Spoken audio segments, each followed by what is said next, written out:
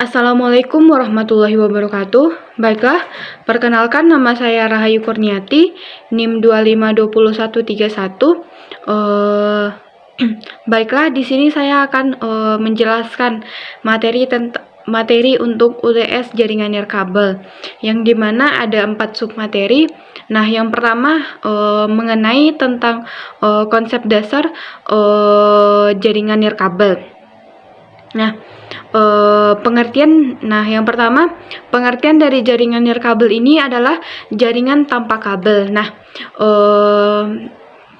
jaringan nirkabel ini merupakan sebuah teknologi yang menghubungkan dua atau lebih perangkat untuk bisa berkomunikasi tanpa menggunakan kabel. Nah, untuk jenis-jenis dari jaringan nirkabel ini ada 4 berdasarkan dengan jangkauannya.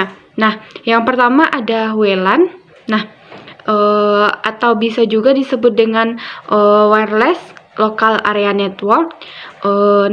Wireless local area network ini memungkinkan menghubungkan antara 2 atau lebih perangkat untuk saling bertukar informasi. Nah, WLAN sendiri ini menyediakan akses point untuk jaringan internet yang lebih luas. Biasanya WLAN ini berada di tempat-tempat atau wilayah yang kecil, seperti pada perkantoran, pada sekolahan, pada perpustakaan, dan lain sebagainya. Nah, selanjutnya ada WMAN atau wireless metropolitan area network. Nah, WMAN ini bisa menghubungkan perangkat dari beberapa wilayah dengan wilayah lainnya menggunakan wilayah metropolitan. Contohnya seperti pada area perkantoran A bisa terhubung dengan area perkantoran B.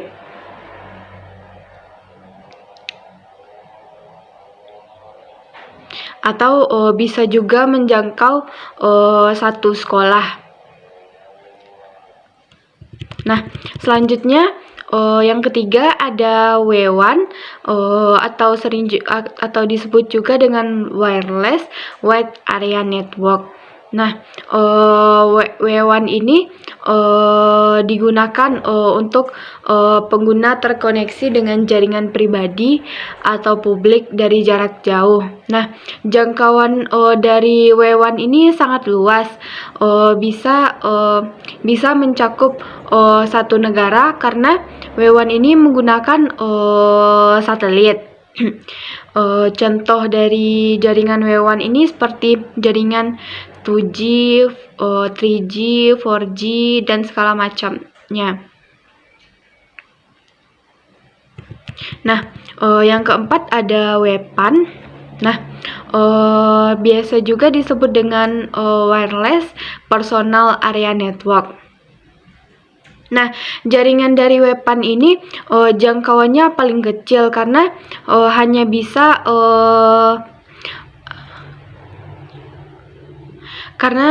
hanya bisa menghubungkan suatu perangkat dari hanya jarak beberapa meter. Jarak terjauh yang bisa digunakan jaringan WPAN ini adalah 10 meter. Nah, contoh dari penggunaan WPAN ini adalah Bluetooth pada smartphone, laptop, tablet, dan segala macam lainnya. Nah, itulah 4 jenis dari jaringan nirkabel. Nah, selanjutnya ada fungsi dari jaringan nirkabel ini sendiri. Nah, fungsi untuk jaringan nirkabel ini adalah untuk menghubungkan antara satu perangkat dengan perangkat lainnya tanpa menggunakan kabel. Dan perangkat tersebut bisa berbagi berbagai informasi. Nah, selanjutnya ada manfaat dari jaringan nirkabel ini. Manfaatnya yang pertama, praktis. Dikatakan praktis karena pengguna bisa mengakses jaringan di berbagai tempat. Di berbagai tempat yang tersedia untuk jaringan nirkabel tersebut. Nah, yang kedua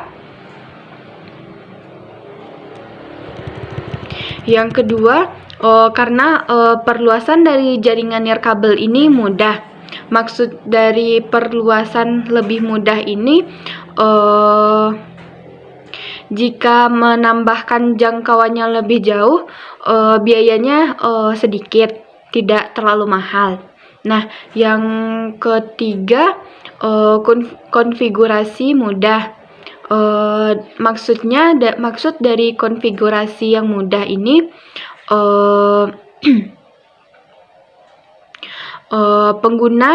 pengguna tidak perlu menyambungkan atau merakit satu persatu kabel untuk bisa terkoneksi ke jaringan. Nah, selanjutnya ada meningkatkan produktivitas. Maksudnya dengan adanya jaringan nirkabel ini dapat memudahkan integrasi atau kerjasama yang ada dari satu perusahaan ke perusahaan lainnya. Nah, selanjutnya ada keamanan. Nah, keamanan dari jaringan nirkabel ini sudah dilengkapi dengan keamanan yang kuat, sehingga data tidak dapat atau sulit untuk dicuri. Nah, selanjutnya ada kelebihan dan kekurangan dari jaringan nirkabel ini. Nah, kelebihan dari jaringan nirkabel ini adalah tidak membutuhkan biaya yang mahal karena jaringan nirkabel ini tidak memerlukan kabel. Yang kedua, biaya perawatannya lebih murah atau bisa terjangkau. Yang ketiga, kecepatan transfer stabil walaupun tanpa adanya kabel. Yang kelima, tidak membutuhkan tempat yang luas. Yang keenam, mudah dikembangkan dan juga mudah diperbaiki apabila terdapat gangguan pada jaringan nirkabel. Selanjutnya dapat menjangkau daerah-daerah terpencil lainnya. Untuk kekurangan dari jaringan nirkabel ini, dalam pengembangannya biayanya mahal, walaupun untuk prosesnya mudah. Lalu selanjutnya, jika cuaca tidak kondusif seperti adanya hujan deras atau petir, maka jaringan nirkabel ini sering terganggu. Yang ketiga, keamanan dari jaringan nirkabel ini tidak sekuat jaringan dengan kabel. Nah, untuk materi kedua ada perangkat keras jaringan nirkabel. Nah, tentunya untuk menghubungkan antara satu komputer dengan jaringan dari komputer lain ke komputer satunya lagi kan harus membutuhkan memiliki seperti adapter jaringan nirkabel. Nah,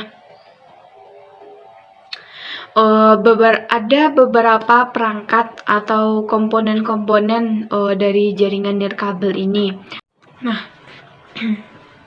Nah, yang pertama ada router. Nah, router ini merupakan suatu perangkat yang memiliki fungsi untuk menghubungkan beberapa perangkat dalam jaringan lokal dan mengarahkan lalu lintas data antara jaringan lokal dengan jaringan yang luas. Misalnya seperti jaringan internet. Nah, router jaringan nirkabel ini memiliki kemampuan tambahan untuk menyediakan konektivitas nirkabel kepada perangkat yang terhubung melalui Wi-Fi. Contoh dari router ini seperti TP-Link, Acer C7, dan lainnya. Selanjutnya, untuk kelebihan dari router ini, yang pertama dapat mendeteksi dan melakukan optimalisasi berbagai macam media serta aplikasi. Gunanya untuk memberikan pengalaman penggunaan yang lebih memuaskan kepada pengguna. Yang kedua, meluaskan cakupan layanan ke seluruh cabang, termasuk layanan keamanan, jaringan, optimalisasi jaringan, penyatuan layanan komunikasi, integrasi aplikasi. Selanjutnya, memberikan layanan video yang dapat disesuaikan dengan aplikasi yang digunakan, seperti telekonferensi video atau streaming video. Untuk kekurangan dari router ini, tidak tahan terhadap cuaca, seperti saat cuaca tidak mendukung, saat cuaca hujan deras, angin kencang, atau petir, maka jaringan dari router ini dapat terganggu. Yang kedua, bila router jaringan bermasalah, maka tidak akan berfungsi. Yang ketiga, tidak tahannya hardware yang digunakan, seperti hard disk. Hard disk ini akan dinyalakan terus-menerus, tetapi router fisik bisa dinyalakan secara terus-menerus. Hard disk ini tidak bisa dinyalakan secara terus-menerus, tetapi router fisik bisa dijalankan secara terus-menerus. Jika hard disk dijalankan terus-menerus, maka akan mengalami kerusakan. Yang kedua ada access point. Access point ini merupakan perangkat yang digunakan untuk membuat titik akses nirkabel dalam sebuah jaringan. Access point ini bertanggung jawab menerima dan mengirimkan data antara perangkat dan jaringan nirkabel. Access point digunakan untuk memperluas jaringan Wi-Fi atau membuat jaringan nirkabel baru. Contoh dari access point ini termasuk Cisco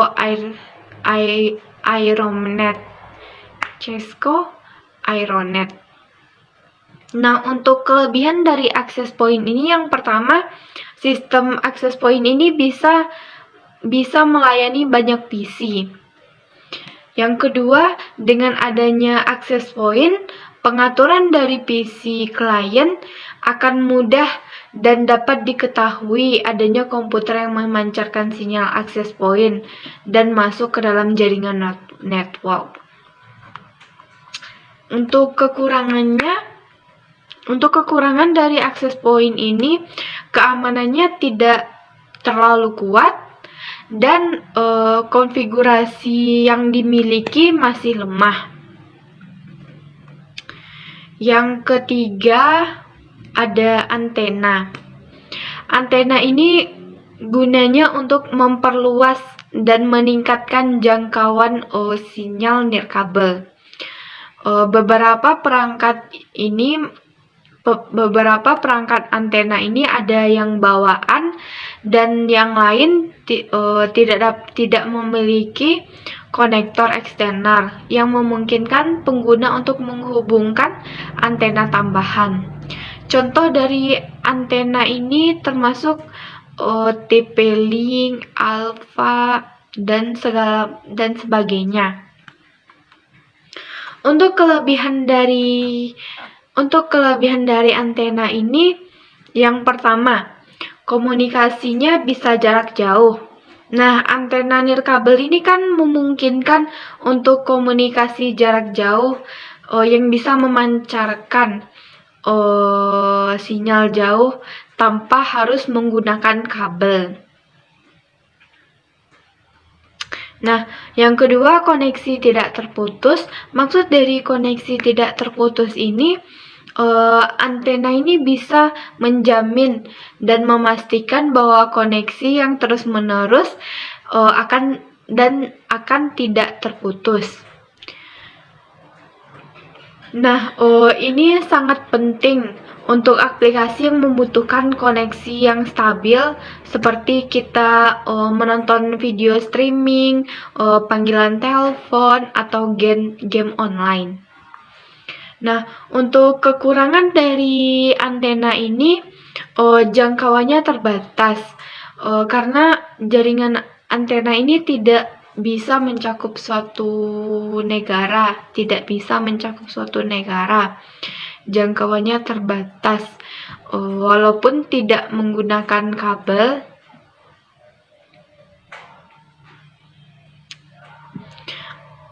Jangkauannya tergantung dengan frekuensi, daya transmisi, dan karakteristik lingkungan yang ada.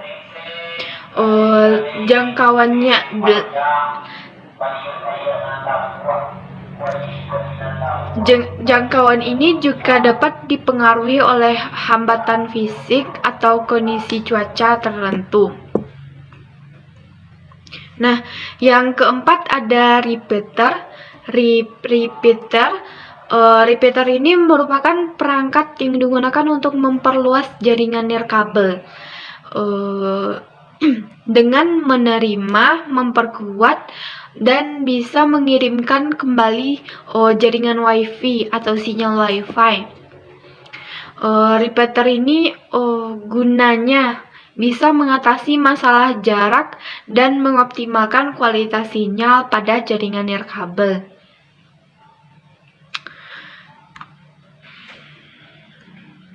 Untuk kelebihan dari repeater ini, yang pertama, biaya dari repeater ini tidak mahal karena tidak adanya kabel.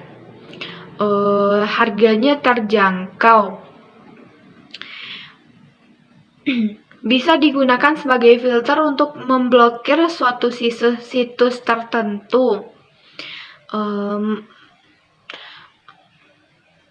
Tempat tidak akan termakan banyak karena bisa ditaruh di area yang sempit. Yang selanjutnya, repeater ini bisa menampung 50 perangkat sekaligus. Nah, untuk kekurangannya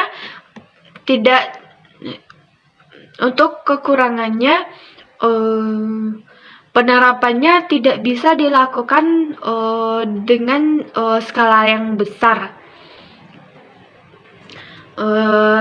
Lalu kecepatan dari jaringan ini bisa berkurang karena kebanyakan perangkat yang terhubung ke dalam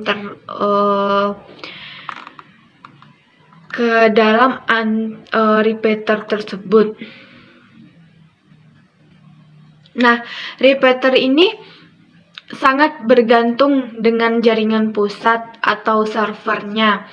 Karena ketika server mati, maka router juga terputus. Dan yang terakhir, jangkauan dari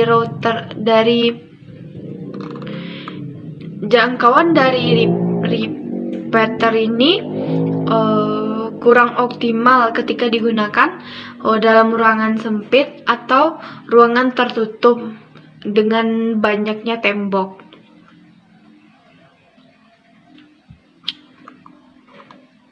Nah, selanjutnya ada implementasi jaringan nirkabel dari berbagai bidang. Nah, untuk implementasi jaringan nirkabel dari berbagai bidang ini bisa terdapat pada bidang pendidikan, kesehatan dan perawatan, transportasi, perkantoran, dan segala macamnya. Nah, untuk yang pertama saya jelaskan tentang jaringan nirkabel di bidang pendidikan. Nah, untuk di bidang pendidikan, jaringan nirkabel ini sangat berguna untuk di sekolah, di kampus, di ruangan kelas.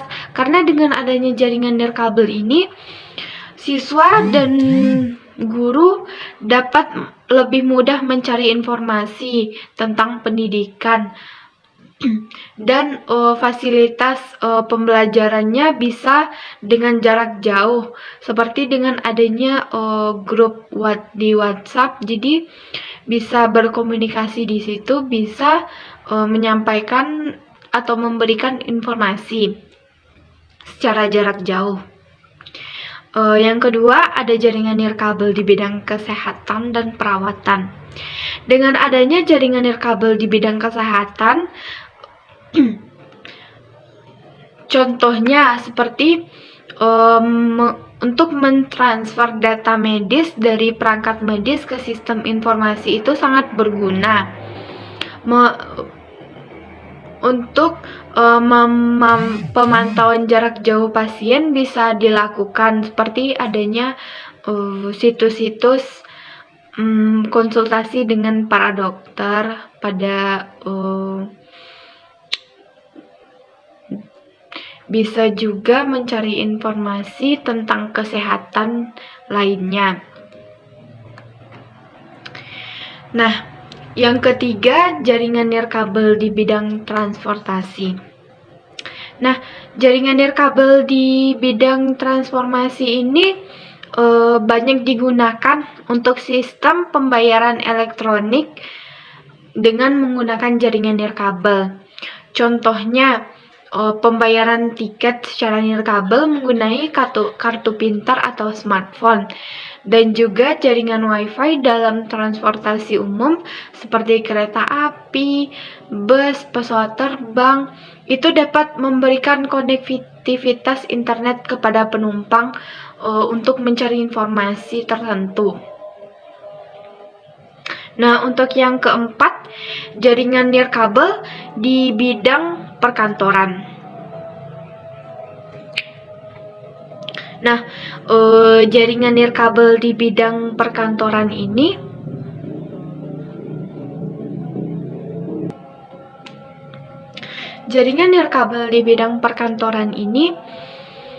gunanya untuk menyediakan konektivitas internet ke seluruh area perkantoran. Nah, dengan adanya jaringan nirkabel di perkantoran ini memungkinkan karyawan untuk mengakses sumber daya online seperti email, basis data perusahaan, aplikasi bisnis lainnya untuk kepentingan bekerja. Dengan adanya jaringan nirkabel di bidang perkantoran ini, para karyawan kantoran bisa lebih mudah mendapatkan informasi, bisa lebih mudah dalam mengerjakan pekerjaannya dalam perangkat seperti laptop, tablet, smartphone, dan lain-lainnya. Nah, untuk submateri yang terakhir yaitu tentang WPAN. Nah, WPAN ini juga kepanjangannya Wireless Personal Area Network. Nah, Wireless Personal Area Network ini memiliki arti sebagai jaringan yang memungkinkan koneksi antar perangkat wireless dengan jarak yang dekat, biasanya dalam satu ruangan atau area yang terbatas. Jangkauan atau cakupan dari wireless personal area network ini biasanya hanya sampai 20 meter, kurang lebih 20 meter. Nah, kegunaan dari jaringan WPAN ini untuk menghubungkan smartphone untuk menghubungkan antara smartphone dengan handset, atau komputer dengan printer, atau mouse dengan komputer, atau keyboard dengan komputer, dan lain sebagainya. Lalu kegunaan jaringan WPAN ini memungkinkan adanya koneksi yang cepat dan mudah antar perangkat wireless tanpa perlu menggunakan kabel atau koneksi internet. Nah, untuk contoh penggunaan dari WPAN atau wireless personal area network ini seperti Bluetooth. Bila kita menggunakan earphone untuk menghubungkan earphone ke perangkat seperti smartphone atau laptop atau tablet, tentu dengan adanya Bluetooth bisa lebih mudah dalam menyambungkannya tanpa menggunakan kabel. Nah, untuk WPAN ini sendiri memiliki kelebihan dan kekurangannya. Untuk kelebihannya, yang pertama, konsumsi daya rendah. Yang kedua, mobilitas atau pergerakan yang tinggi. Nah, WPAN ini memungkinkan pengguna untuk mengakses informasi dimanapun pengguna tersebut berada. Yang penting itu masih dalam jangkauan wilayah dari WPAN tersebut. Yang ketiga, ada kemudahan dan kecepatan untuk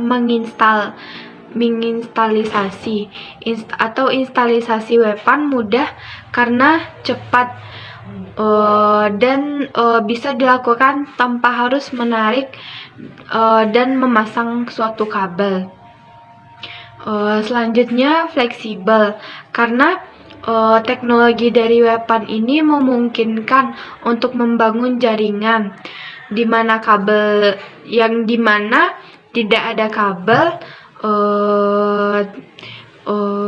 dalam penggunaannya bisa digunakan. Selanjutnya, biaya dari WPAN ini murah. Meskipun untuk biaya penginstalisasian WPAN ini mahal, tetapi untuk biaya pemeliharaannya murah. Selanjutnya, WPAN ini bisa menggunakan berbagai topologi jaringan sesuai dengan kebutuhan yang diperlukan.